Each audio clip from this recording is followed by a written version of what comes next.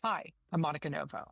Welcome to Canvas, a podcast where every episode is a fresh canvas. We dive into stories that make you pause, conversations that open your perspective, and the ideas influencing art, lifestyle, entertainment, architecture, and the way we connect as humans. Together, we look beyond the surface into the moments, the places, and the people quietly shaping how the world moves and why we keep evolving. Before we knew him as Isaac Boots, before the celebrity clients and the viral torch classes, and becoming one of the defining wellness voices during COVID, there was adversity, survival, discipline, and the relentless belief in transforming pain into purpose.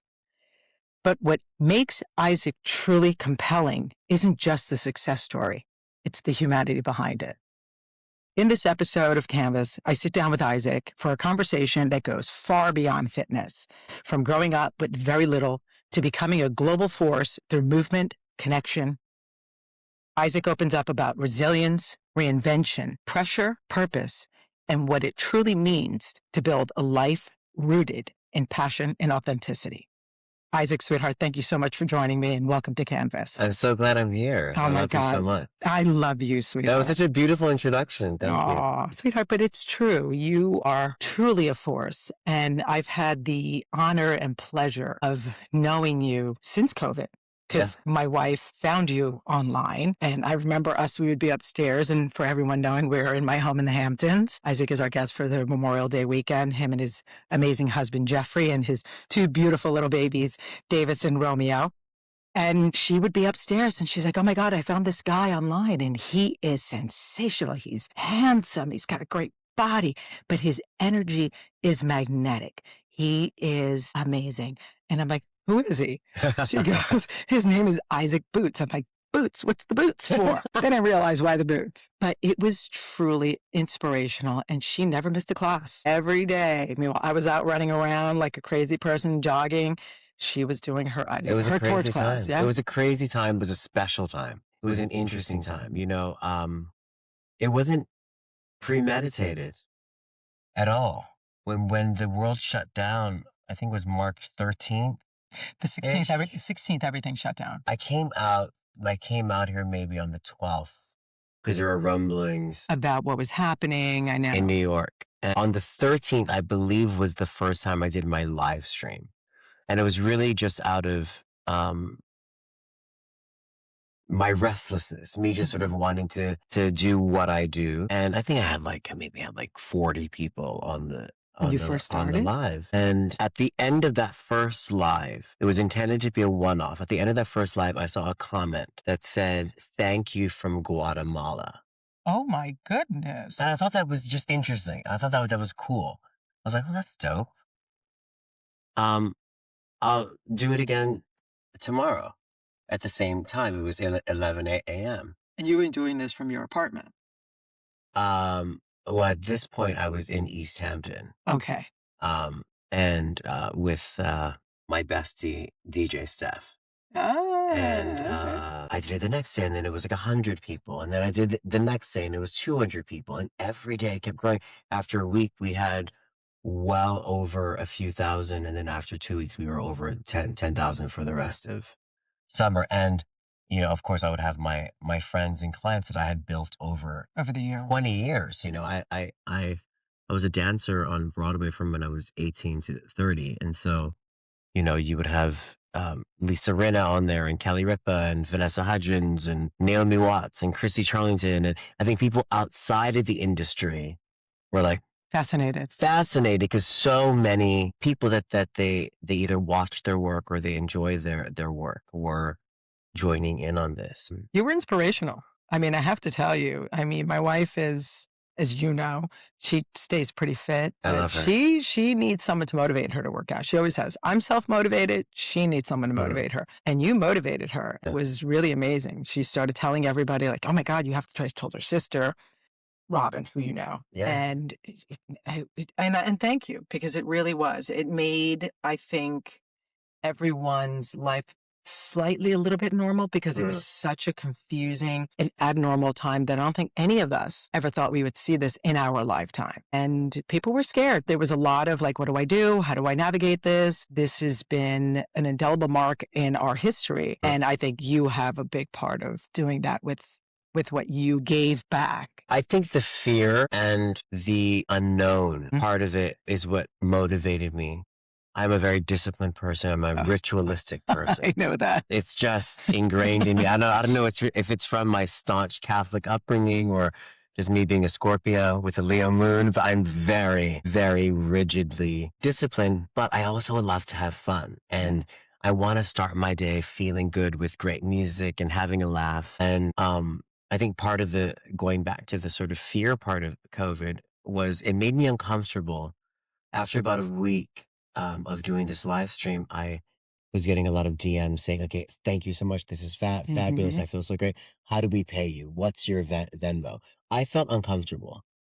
Because you were doing this because it was just... At first I did it because I'm a restless person. And this is what I love to do. And then as it got bigger and as I was reading the news, my first thought was, imagine if this had happened in 1986 when I was 6 years old. I don't know what my family would have done. Yeah. Like literally. And I was like, well, there are a lot of families that are in the state that I was when I was a kid. And I know for a fact that a lot of kids in America rely on school lunch as their one meal of the day. Absolutely. And the schools shut down. And so where's the meal now? Where's that meal? That one at least healthy meal. It made me very because back then uncomfortable. the meals were very healthy at schools. Yeah. Like you've got your little chocolate milk lunch bar, your little square. It was definitely far better. Well, it was real food, at least in my experience. But I reached out to No Kid Hungry and asked them to create a direct link that I knew would be going directly to the crisis areas, and immediately to kids who needed it. My first goal was like literally just $1,000. Let's just see what you can, if you can. Yeah. In lieu of paying me, join in, take care of your body, and then donate a little bit. And we raised over 10,000 that first morning, and it became this sort of fervor of a community. And we raised over $1 million in 6 months, and continue to. Which to me was the most gratifying. That's beautiful. That's truly... So we had a sense of purpose in a time of uncertainty. Well, yeah. Yeah. It's crazy. But people all over the world. And it was, of course, my celebrity clients, my celebrity friends. Lisa Rinna was the first one. Because she walks the walk.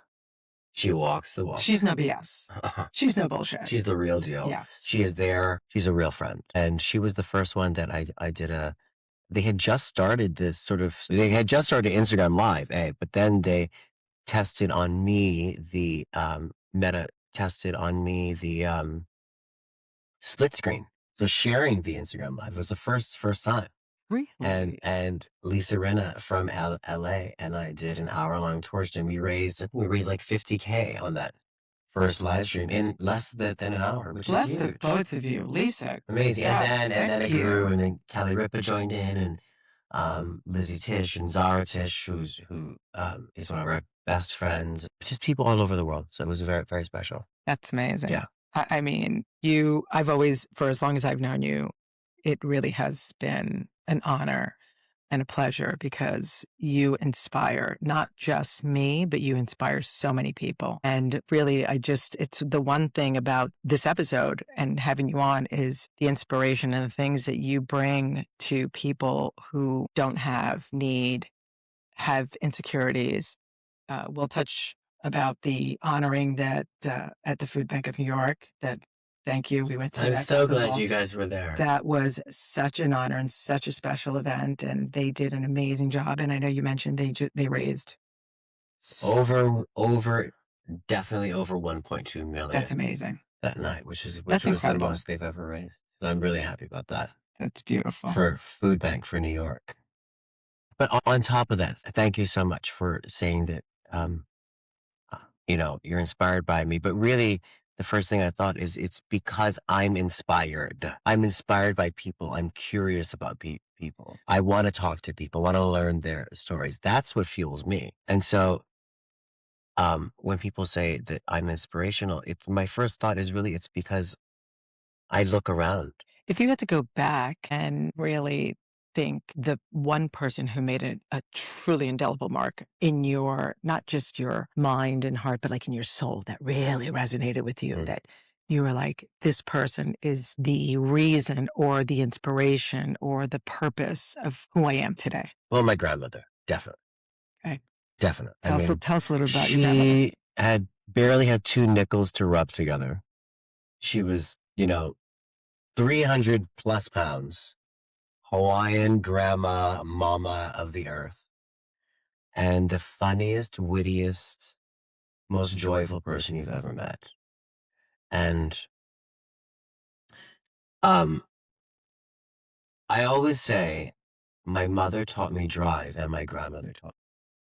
My mother was really tough, very, very tough. Yeah. Yes. And the way she raised me, I'm not sure she'd be able to raise a child today at all. However, I thank her for it because it did give me work ethic. It gave me, a sense of knowing that I have to take care of myself. But because my grandmother gave me unconditional love, I think that mixture, that alchemy is what carries me through. And I think both were necessary. Well, I think everybody needs a little tough love. Maybe not being thrown against walls and stuff, but but it prepared me for Hollywood. Honey, it prepared me for Hollywood. That's for damn sure. Because I can walk into any room and I am never intimidated. I am never scared. Well, because...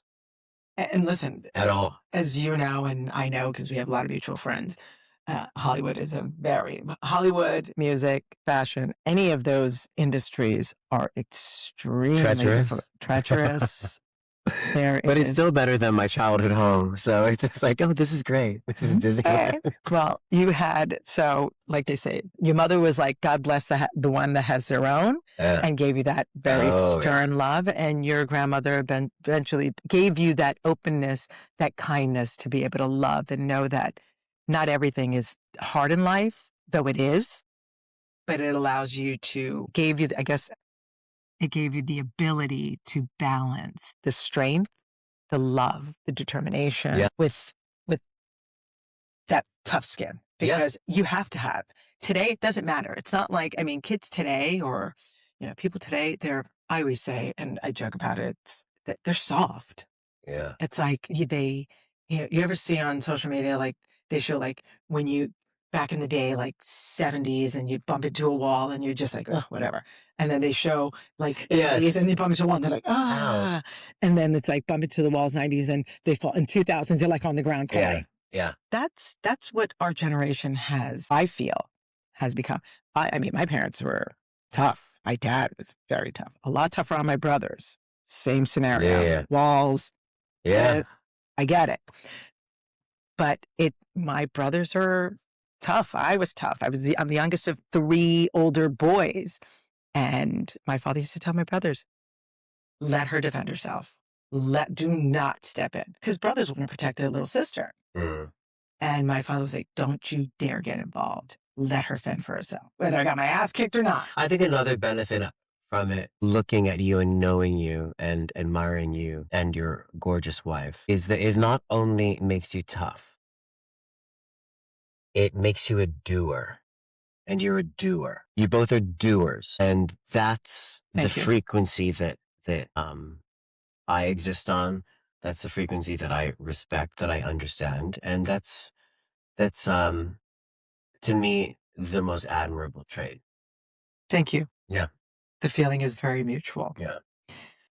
So through all this time, you've created such an amazing movement, like you said, discipline, energy, your restlessness, and the transformation underneath the Isaac Boots brand. Because for a while, I was like, is his last name Boots? It is now, baby. Norma Jean is dead. Oh, God. But when the music stops and everything just gets kind of quiet, What actually drives you behind performance, wellness, positivity? Great question. Thank you. Well, the music never stops. It doesn't stop, but the Okay. music changes. And I love, you know, I'm a show boy. I was a dancer for, 13 years on Broadway. I'm a creative person. What shows did you And do? I did Mamma Mia, West Side Story, Hair, Grease, Okay, you run a lot. Okay. many shows. Okay. I was a show hopper, and I was very lucky actually. I worked.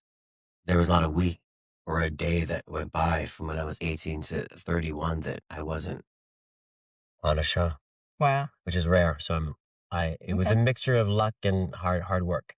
But I love classical music. I love reading. I'm a voracious reader. That I am aware of. I'm curious. I love learning about history, and I love my babies clearly, and my home and my husband. That to me has its own sort of soundtrack. Mhm. There's always music happening, whether it's Bach or Mozart or Edith Piaf and Josephine Baker, Miles Davis. Do you ever feel, and I understand completely the music aspect because I wake up listening to music, I go to sleep listening to music, if I'm in the car, if I'm not listening to an audiobook, because it's hard for me because I'm constantly on the go to really be able to sit down and open and go through the pages. And I love reading as well. But like for me, like I always feel like sometimes it's just meditation, or if it's just watching some silly show on TV, which I never get to really watch TV, but to really just kind of zone out, just be someone, because we're always on. We are. We're always on. And Yes. there's always something that we have to do. There's some place that we have to go. And I feel that you have that constant. Is there anything that you feel like, oh my God, whether it's travel or what makes you want to just stop and just like stop the noise?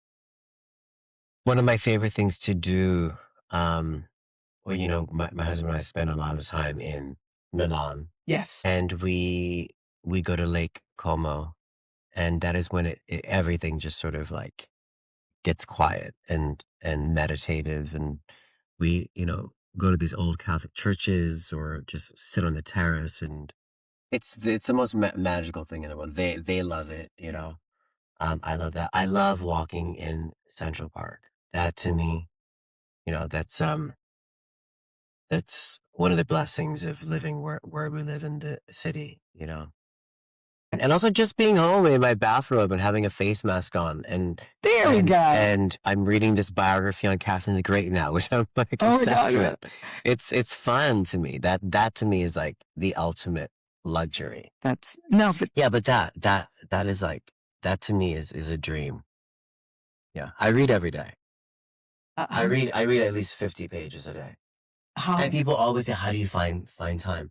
There's always time. Yes. There's always time. There is always time. Instead of scrolling through Instagram, when I'm in an Uber, I love my Uber rides because I like in New York, it takes at least 35 minutes to get anywhere. Yes. I bring my book, and that's over an hour of reading back and forth. It's interesting because I do transcendental meditation, so I do it when I get up in the morning, and then through the course of the day, you want to do it in the afternoon again.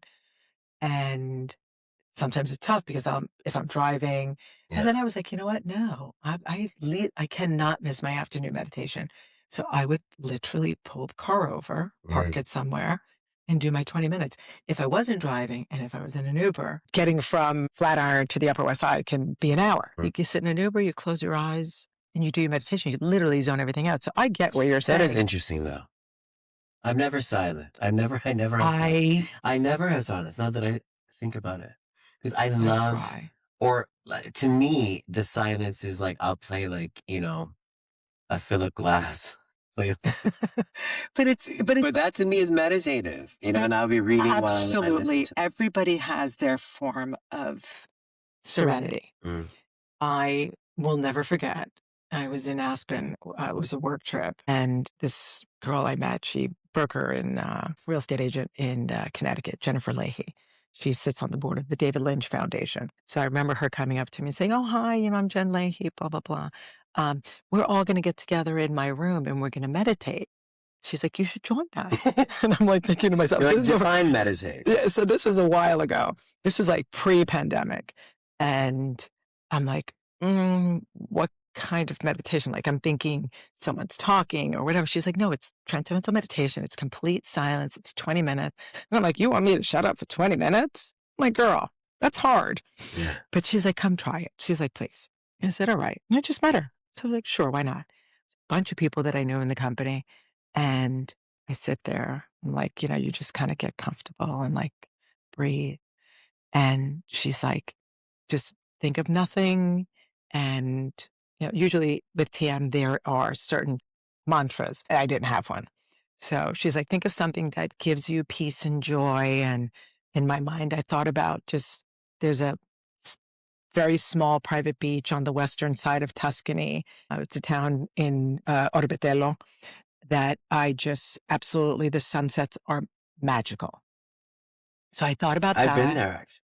Yeah, Yeah. it's gorgeous. divine. It's beautiful. Like you can go all the way out Yeah. to the water, like really No, far, it's amazing. and it's still up to your Yeah, yeah. knees. It's amazing. So that is that gives me that peace. So I close my eyes and I'm trying not to fidget, not to think of anything else. And I felt really good. I mean, my mind wanders because it does, and you just have to try to bring it back. But from that day on, she was like, "Let's try it again, this and that." We did it twice. We were there for like 4 days. Twice a day we did it. And I really felt something that I had never felt before that gave me an internal rest.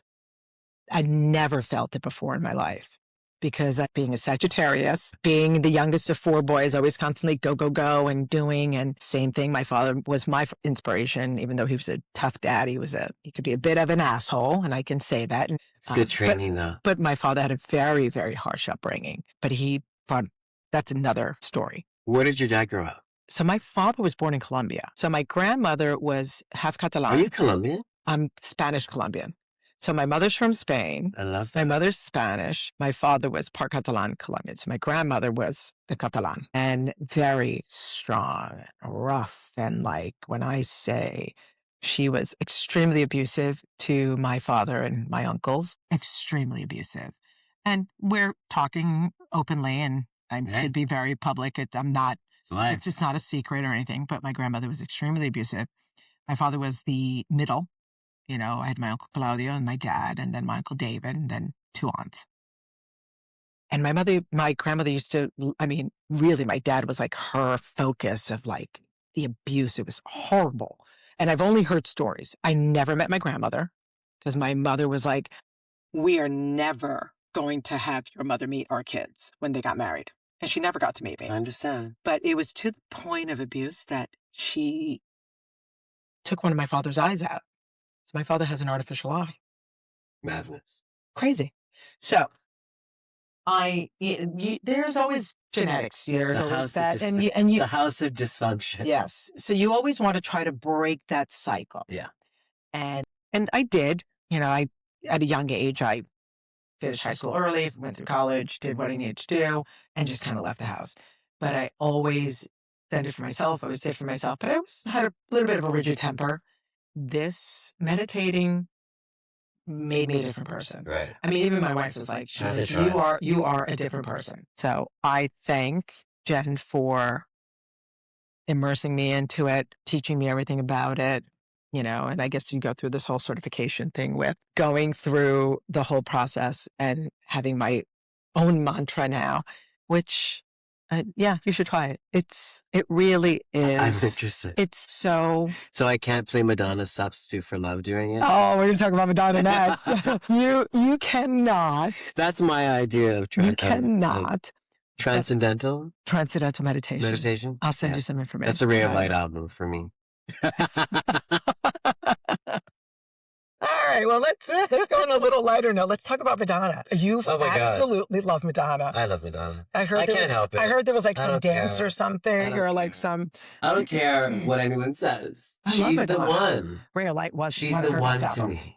Like, Ray of Light is definitely one of the like hallmark albums, definitely.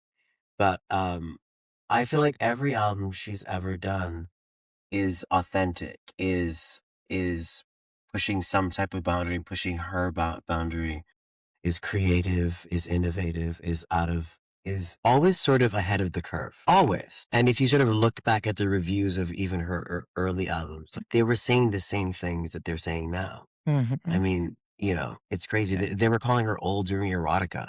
And she was, what, 30 something? 4? Yeah. That's insanity. But she's inspiration. She's an inspiration not only because the music is amazing and the looks and the image, all of that, but the fact that I think I always related to or saw a sort of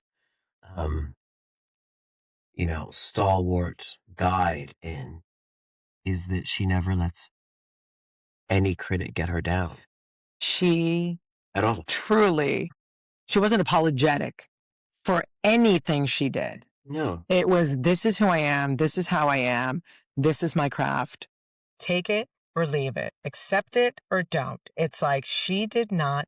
When you see these young pop stars, screaming at paparazzi or being, treacherous to the press and fans, I'm like, honey, yeah, you have it easy. She was truly authentically. Madonna had it rough, and she's Yeah. You never see her screaming at a photographer. Please, like, she knows that's a part of the beast.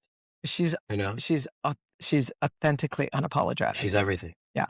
It's funny. I saw Madonna when the first time I actually ever saw her, it was 1986. Yes. At Danceteria. At Danceteria. True Blue album. Oh, she was, I remember it was, first of all, we were all like wasted out of our minds. I love it. But I remember her being on stage and I'm like, who is this? And I was young. She wasn't. She probably ran 10 miles in Central Park. Oh my God. It was amazing. And ever since then, it was like, Lucky Star, Holiday, like all these songs. And as it just went on, she's always been amazing. And she's still doing it. I mean, Confessions 2 is coming out. I actually just saw her in LA. She did a DJ appearance at the Abbey and she looks amazing. Wow. She looks amazing. I'm like, look at her. Like, it's like 1 a.m. It's 1 a.m. I don't know how she does it. She's in a corset and gorgeous and dancing. I see all these like influencers like, pretending to have a good time at a club and M is just like, she's that girl. What did you think about the performance with her and Sabrina Carpenter at Coachella? It was really, really magical, actually. I thought it was very special. I thought it was beautifully done. I thought it was very special. And what a privilege for Sabrina to sing Like a Prayer. Hello. With the Queen. I thought it was very special. Yeah. I thought it was a beautiful moment for Sabrina's fans to be introduced live in person to Madonna and vice versa for Madonna fans. And if I remember correctly, your amazing husband, Jeffrey, did a video of you sleeping and I was so pissed. Telling you that Madonna performed at Coachella with Sabrina Carpenter. And it was the cutest thing. You're like, what? She did? I said they don't deserve her. Oh my God. And they didn't deserve her. How many times have you met Madonna? Numerous times. I've been lucky to dance with her and Kelly Ripa on the show, and I've been to her Oscar party a few times, and she's always really, really dope to me. Really lovely to me. Yeah. Yeah. And I've seen her perform. Yeah. Listen, I've seen her in concert hundreds of times. But one of my favorite moments was at one of her Oscar parties. I Faye Dunaway and I went together. Who was our matron of honor in our wedding. Yes. We walk in and Madonna was in. It looked like she was in panties and like a bra and a biker hat. That's what I remember.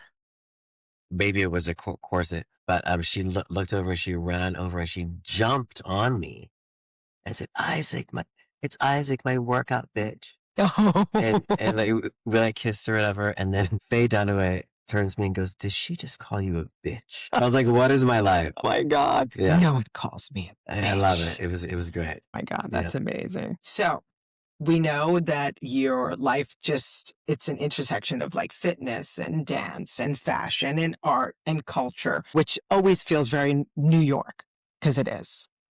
I'm a New Yorker now. Yeah, New Yorker now. Been You're a New since Yorker. 98, I earned my stripes. At this stage in your life, do you find yourself, do you feel that you are that storyteller or that fitness guy or that performer, that trainer? How do you see yourself, or how do you think the public sees you? That's a great question. You know what I hate? I really cringe at? I hate celebrity trainer. It annoys me. Okay. I don't know why it annoys me. No, but that's fine. Because you don't, honestly, Isaac, and I say this. Yes, I work with celebrities. But correct. I was just going to say that. Just because you work with celebrities, listen, I work with celebrities. I'm not a celebrity podcaster or broker, because I've been doing real estate for 39 years. It's okay. No celebrity trainer. So I didn't say celebrity trainer though. I know, and I appreciate that. Okay. I just think it's cheesy because like everyone always says that. I've never complained about that in public. Okay. I feel like everybody's a celebrity trainer now. It's like, Yeah, that's true. Anyway, but how do I see myself? I see myself as a creative person. I see myself as a creative person. I mean, I was a dancer. I'm a dancer forever. That's always in my DNA. That's always in my blood, and everything has gone from that. From dancing to choreographing for pop stars to choreographing Grammys, Billboard Music Awards, American Music Awards, all over Japan, Europe, and here into what I'm doing now. To me, it's an evolution. It's a circle of creativity. And I tend to agree with you on that. That's how I see myself. I do. I really see myself as a creative person, and that can go into even what I'm doing now is it's sort of niche. I don't have a fitness studio in the conventional sense of the word, but I think and that is thought of that is calculated. But I think that is what makes you very different from everyone else. Everybody wants their studios, their brick and mortars. And great for them. And but absolutely. For me, it feels not aligned with who I am. Yeah. And collaborating with high fashion brands and luxury hotels, to me, is much more interesting to me and more in line with who I am. I think you're a creative artist because there are so many things that you do. Like you said, whether it's collaborating with a fashion brand like Michael Kors, we love Michael, but luxury hotels and just like fitness brands. What? Yeah, but it's an interesting thing. I think it's a creative. I think that is what makes you working with Dolce & Gabbana in Milan and having the cross section of training the automotive clients with my clients, yes, introducing my clients to the latest collection and vice versa, I think is like, come here, little one, is really powerful. And I enjoy it. And it's special. Yeah. Going to the, I don't know. It's interesting to me because I do love fashion. I see it as I appreciate it from the point of view of a performer and a theatrical person as well.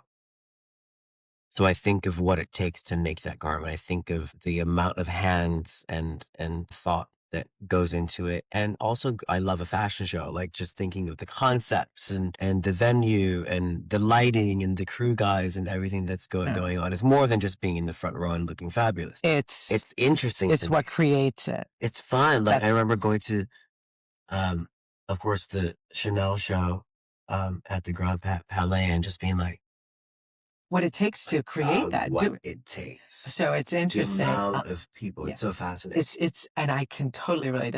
I used to go to a lot of fashion shows. After a while it's the same. It can become a grind. It can. But the last one I did was last year's summer collection of Ralph Lauren. And it was done at Kalili Stables here in Bridgehampton. I saw the photo.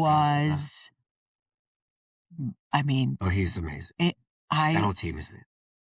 The way they put, and perfect place to do it, by the way. That Stables is stunning. So but the way they put it together with like the classic cars and the part of the barn, the separate barn was used as the walkway. And I saw Christy, who I've No, Christy. I We mean, love her. our Tegan went to Little Red. Her kids went to Little Red as well. Like, and just through like Orbe and relationships and everything, Naomi was there. I was just blown away on how this production is put together. Yeah. And they recreated Polo Bar, right? They did. Yeah. So which is in the cool. back, they created the whole back room. It really I wasn't was. invited, but I loved watching it. It was beautiful. It was an experience, and I really enjoyed it. No, it was beautiful. But the Ralph Lauren team, I love any designer who is really clear. I love any designer, singer, artist, choreographer, whatever, who is really clear on who they are and what their message is. And Ralph Lauren never compromises on what his DNA is. He has been so consistent. Yeah. From when I was a kid growing up and Ralph Lauren being, the brand that you wanted to have, and then Polo and RL and then Black Label, Purple Label, everything. I still have stuff. My wife still has stuff from when I was young. Wow. I mean, thank God I actually fit back into it. I love it. But it is like things from that I bought 20, 30 years ago. Yeah. I love Double RL. I love it. It's amazing. It's so expensive, but so good. So let's talk a little bit about your husband. My Jeffrey? Your Jeffrey. So for those who may not know, Jeffrey is Isaac's husband, and he is, I believe, to be the foundation and the root of what makes everything move so seamlessly. There's an effortlessness that Jeffrey brings to, I think, your production of just life in general. He's the rock. Yeah. He definitely is my stabilizer. And I met him at a time, I think, where I required, it was glaringly obvious. I remember Lizzie Tish, like 6 months into us dating. How did you guys meet? We met on Instagram, actually. Oh my God. That's right, I remember. We met on Instagram. And we had mutual friends. We had one. Apparently, I came up on his Explore page, his like popular page, and I had like 3 of my videos on his like main videos. He said I never happened before. Thank you, Hashem. And he followed me because he thought it was cute. And then I had just broken up with someone like a week or so prior, and I saw that he followed me. I was like, he's hot. He had this shirtless photo. Up at the lake, up in Canada. Okay. And I was like, you're cute. And so I DM'd him because I'm a Scorpio and I don't waste time. Well, you're very forward. Very forward. Yeah. Very, very clear. Yeah. I said, so we have a mutual friend, and I had just broken up with someone, treacherous Frenchman. And I really just wanted to have fun. And casual. I just wanted to have fun. Like, I was in a relationship for 13 very long years with someone. That was the relationship you broke up with a week prior to? No. I was going to say.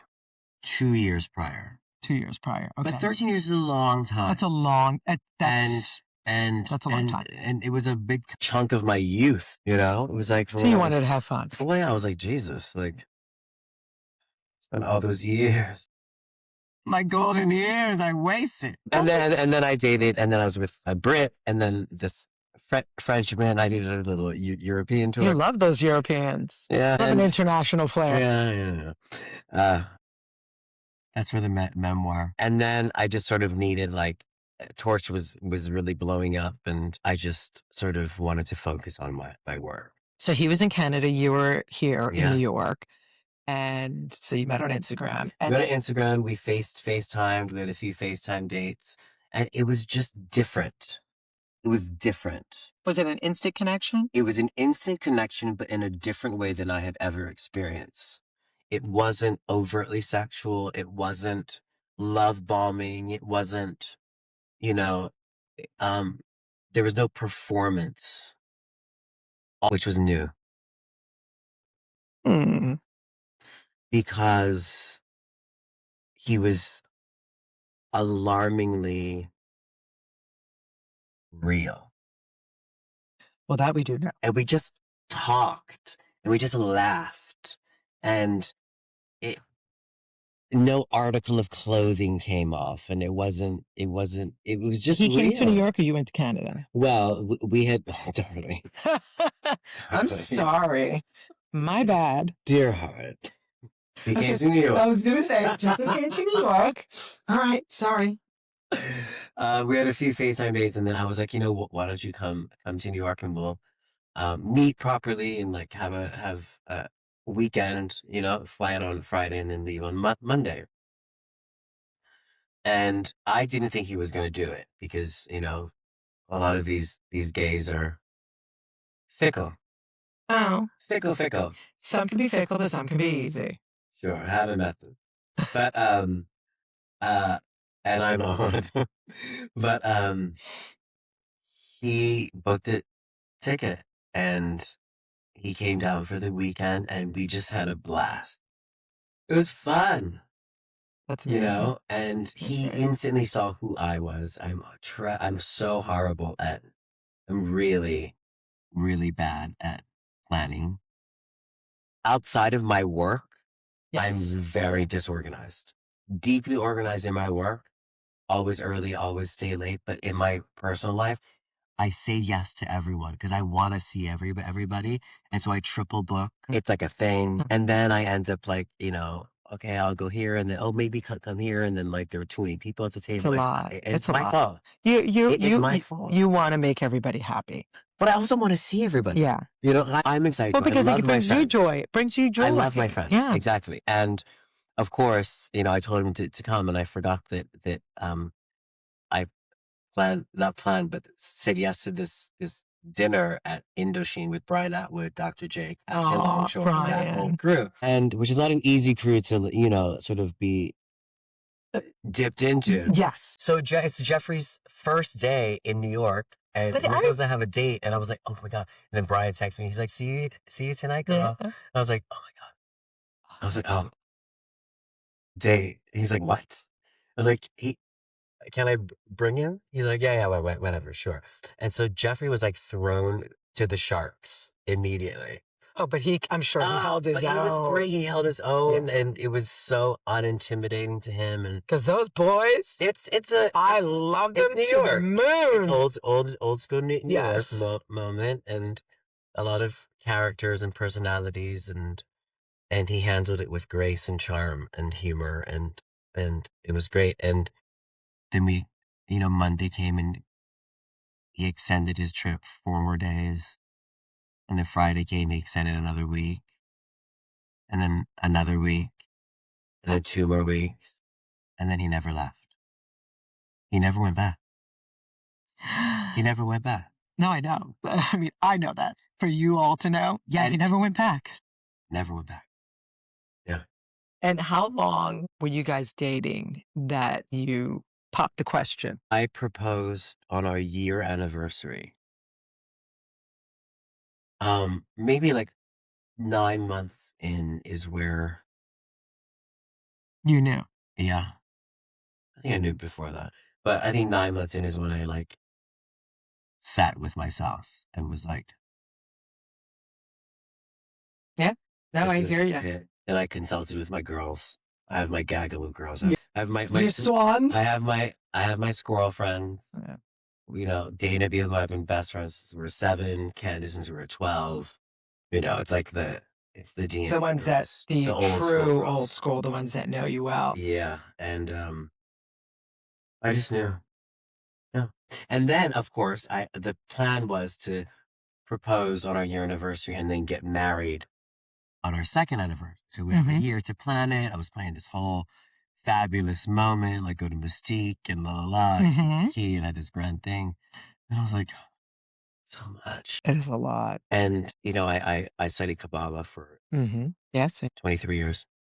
And Ruth Rosenberg, who's my teacher, is like my godmother. She's like part of she's my real spiritual guide. And as I was telling her, and I was so excited, and she's like, why do you want a big wedding? Not in a judgmental way. No, I know. And I couldn't quite give her a straight answer. And I had some offers from different publications to do like a story on our live and all that. And she's like, why? Who are you doing this for? And it shifted my whole perspective. And she said, this is something sacred. She said, this is not your work. Like, you want to be in People magazine for your work. That's amazing. That's great for business. Why do you want to be in People magazine for your Love. love? Yeah. What does that have to do with anyone else? Unless you're doing it for something else. And it just like, I was like, honey, we're getting married next week. It was literally, I know, because it we was planned it in 4 days. It was like So I proposed November and we got married in December. And we booked the Central Park suite at the Carlisle. Crazy. Got married in the suite. So literally just us. It was Kelly Ripa married us. And it was 13 of us, including us. Yeah. Everyone wore white. And we ordered pizza in and cases of Dom. That's what makes it special. Sat on the floor, played board games until 5 a.m., all of us, and it was the best. But that's what truly makes a marriage, a union of two people that love each other authentically, unconditionally. So I could totally relate to that. Stacey and I, when we got married. Not saying that if you have a big wedding, it's not real. To each his own. To each his own. But to each his own. I'm not saying it, but to each his own. I don't need the superficial hoo-ha of like, let me have 1 million people come. And it's not about the cost. That's irrelevant. For some people, it's part, but at the end of the day, do I really need to throw a party for the attention, for everybody to like just have fun and this and that? And maybe some people love that. But Stacey and I, when we both looked at each other and we were like, let's get married. And it wasn't like she proposed or I proposed. We just like, we were already together. I mean, our anniversary was yesterday. So it was 14 years we've been married. Congratulations. Thank you. And then Monday is going to be 22 years we've actually been together. And we were already like, I mean, we didn't live with each other for 2.5 years. I flew back and forth to Miami because she had a cafeteria in Miami and I was working in New York. And so, but it was 2.5 years before that. Yeah. But I literally said to her, we were like, let's just get married. And we did. We told no one. Yeah. My business partner at the time, I said, hey, Paul, can you do me a favor? Can you be our witness? We went, we got a marriage license. We went to City Hall in Brooklyn. I love it. And he was our witness. I think that is so chic. We got married and we went to cafeteria afterwards for lunch. And then we all went to work. I love it. And that was it. We didn't tell anybody. I didn't tell my parents. I didn't tell my kids. I didn't tell my friends. She didn't tell anybody. Oh, wow. Her mother didn't know. I think one friend who knew, because we ended up going to Boqueria because Jan de Rockford is a good friend of ours who owns Boqueria. We wanted to go somewhere where nobody would really see us. And we had dinner there and that was it. A year later, I don't even know how it came up. Stacey's mom says something, whatever, and Stacey goes, my wife. She goes, no, your girlfriend, no. And Stacey was like, oops, no, my wife. And her mother was so upset. My parents were like, congratulations, we're so happy for you. It wasn't like, where's the party? Why didn't you tell us? Her mom was definitely not happy. Rosie was not happy. But she understood. And at the end of the day, it's like, why? We did do, I think you were traveling. We did do what was our 10th wedding anniversary 4 years ago. We did in the backyard here. And it was like 45, 50. It was Brian Atwood was there, Dr. Jake, DJ Lena Spin. Love Lena. There was a lot of people here and just like friends that have known us for years. That to me. So that was our big celebration 10 years later. That's interesting though. That's a different thing. Yeah. You know, you've done it. You've created a life. You have a beautiful home. You have beautiful kids. You have a beautiful life. This is a celebration of even your friends. So it's a celebration of life. And I think that is... No, I agree. So I think it's beautiful. So we talked about you being honored at the Gotham Ball, which was amazing. I mean, the work that you do for the Food Bank and every other charity that you are involved with. It was so nice of them. It was honestly, I have to say, such a beautiful thing. And I also, I mean, Charlemagne the God was honored as well. Yeah. And Missy, I have to say, it was such a beautiful group. And I had just seen Charlemagne, I think like the week before. We have a mutual friend, Marvette Burrito, who is a PR publicist. She did for Mariah and Denzel Washington and a bunch of other people. So Marvette's a good friend of mine. Her mom had passed away. So we were at the celebration of life. So I saw Charlemagne and a few other people. And I said to her, oh my God, you're being honored. Charlemagne's friends with Bobby Brown. Yeah. Oh, okay. Makeup. Yeah. Jones Road. Yeah, So she texted me. She was like, my 2 boys. yeah, and no, So it was sweet. amazing. It really was. But you give back so much. You really do. How has giving back changed your relationship with the successes that you've had? Uh, where do you see yourself maybe in the next 5 years? Like, what is the next chapter? What kind of impact does Isaac Boots want to leave behind and I don't want to just say beyond the wellness world, but in the world? Well, I think giving back is thread of what I do. That is the pulse of what I do. And it's a non-negotiable. And it feels like not even something I have to think about.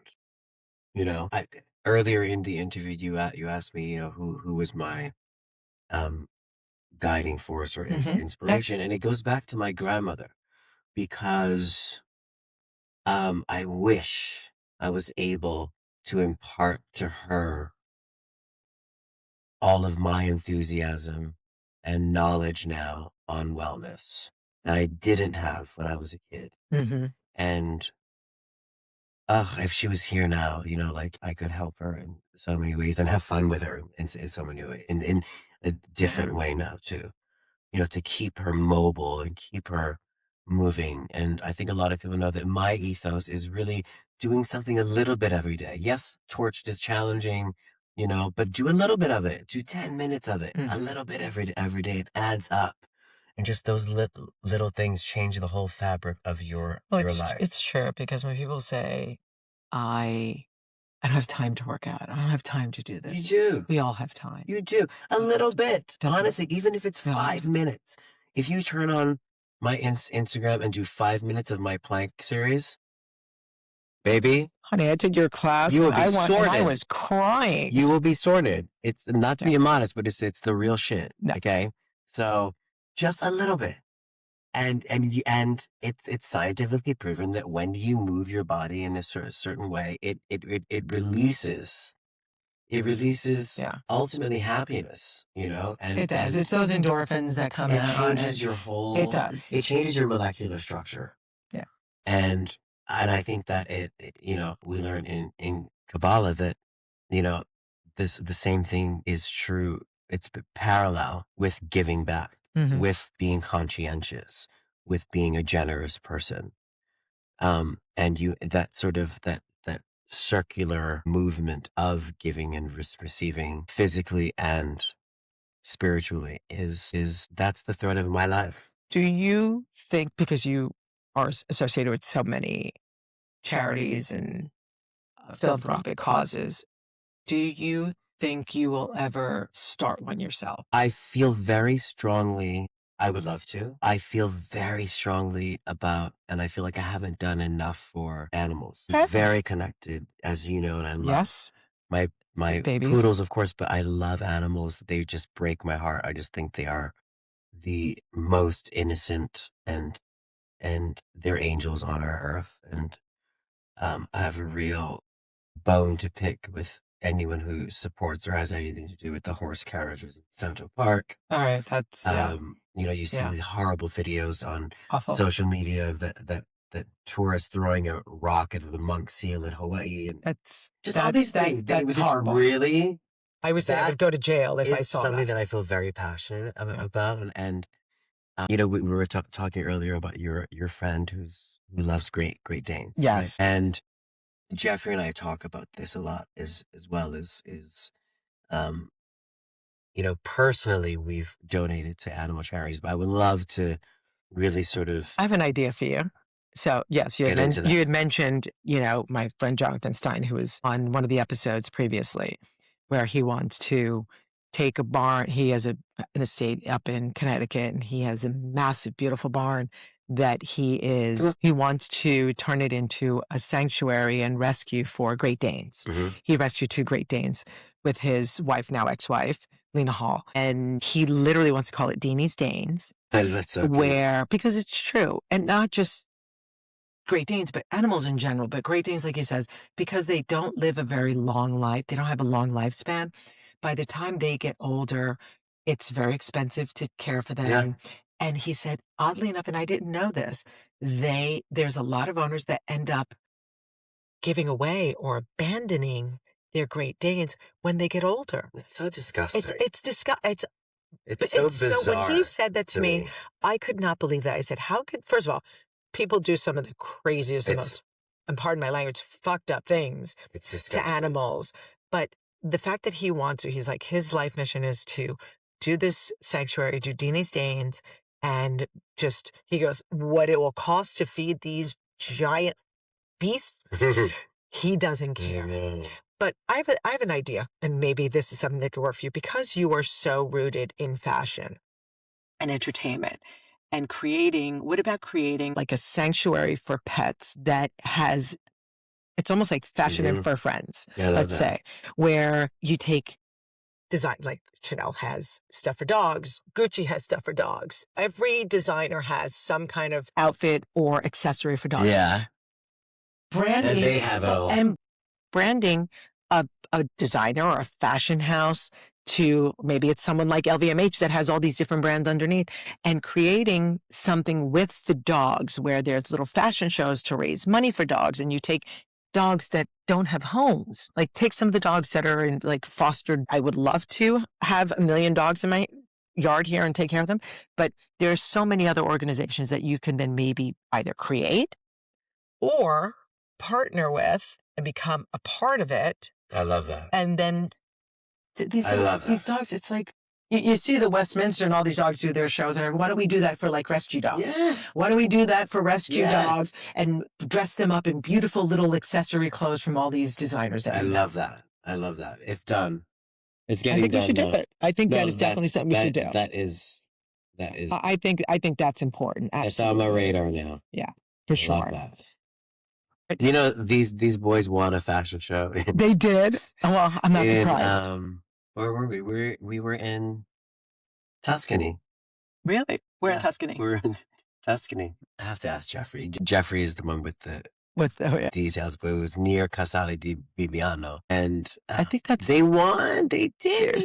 But they're so perfectly well behaved. They really are. They're adorable. They didn't get an award though, but they got cute toys, which was very cute. It's okay. That's what they wanted. They just That's wanted what they toys. want. And they're always so beautifully coiffed. Sweetheart, I love you. You're amazing. And I'm so excited to just continue the weekend off camera and just enjoying it. I love this. Thank you for having me. Oh my God. I really, truly, I mean, what I want everybody to kind of know is what I love about you is that you've managed to turn movement into joy, discipline into a community, and the success into servicing something that feels so incredibly rare in our world. And I want to thank you, and I want to thank our listeners for joining us and just bringing that honesty and energy into everyone's heart, into my heart. Thank you. I love you so much. I love you too, sweetheart. Listen, I feel lucky that I'm able to do what I do, but I think anyone who watches what I do can take something from it and follow their passion. And listen, if you don't know who Isaac is, I'll put it in the link of the podcast. And listen, you never know, but at the end of the day, if you have any questions, or if you want to, if there's something that you feel in your life, whether it's been about food insecurity or weight, or just something that you feel the need to like talk to somebody and you're just maybe nervous about doing it, this man will open his heart, and he's so easy to talk to. And I know that Isaac will open his heart and give you the best advice that anybody would want and help you. Let's go, baby. Let's get torched. Have a good one. Thank you, everyone. Love you, babe. Thanks for spending time with us on Canvas. Don't forget to subscribe, download, and follow the podcast on all platforms so you don't miss what's coming up next. We'll be back with a new conversation and a fresh perspective.